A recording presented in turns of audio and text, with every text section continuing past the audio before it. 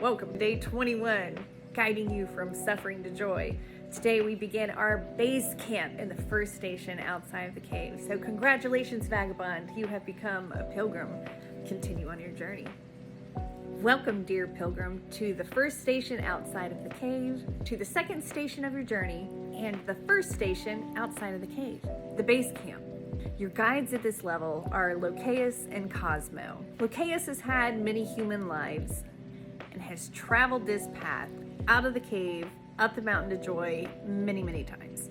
He knows what it's like, and he is here to offer his understanding and experience to help you on your journey. Cosmo is our favorite random dead dude who is also a guide at this station, who is just like everybody's buddy, man. Everybody loves Cosmo, and he is here to use a lot of his experiences to help steer you in a different direction than the one he walked here, while making it humorous and allowing you to have fun and see the silliness of it all. Let's start with acknowledging you left your cave. Did you ever think that could happen? How do you feel? Are you scared? Are you excited? Are you tired? Feel whatever it is that you need to feel at this stage. Spirit feels like you deserve some sort of celebration, because it's not easy to leave your comfort zone or your cave of suffering. It's hard to let go of your victim mentality, this victimized version of yourself.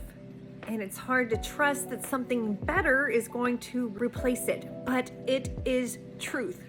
The Old Testament of the Bible has a story of Jesus raising his friend Lazarus from the dead. And Jesus tells the people that they are going to see the glory of God on that day. Jesus stands in front of the tomb and says, "Lazarus, come forth and loosen your bindings and be free." John 11:44. So Jesus awaits you outside of your cave, saying the same to you.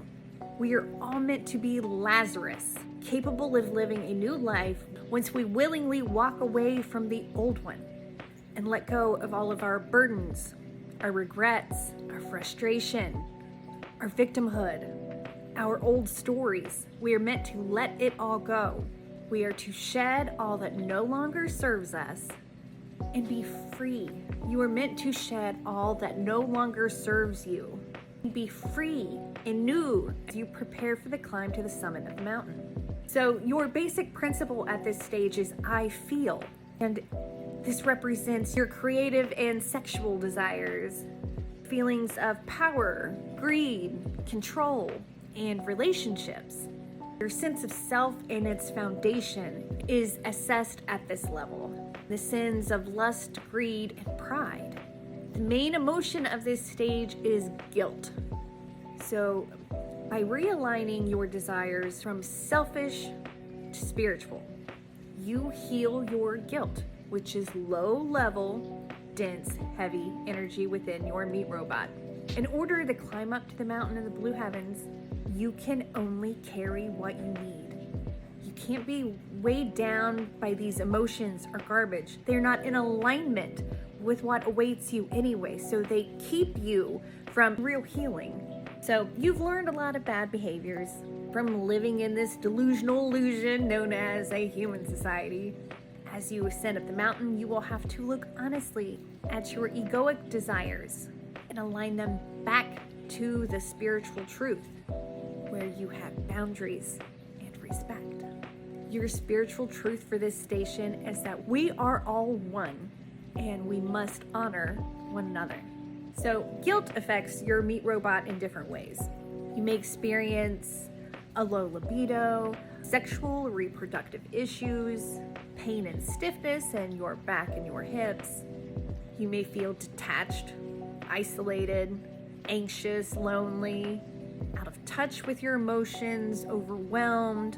You may have romantic issues, inability to express your emotions in a healthy way. You may lack creativity and inspiration. You may feel shame and doubt. This is not to be used as medical advice, and if you experience discomfort, it is best to have it looked at by a medical professional. If you do address the guilt in your life, you will have a decrease of those symptoms.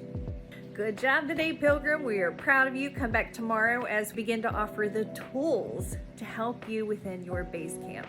So I will see you tomorrow, Pilgrims. Much love.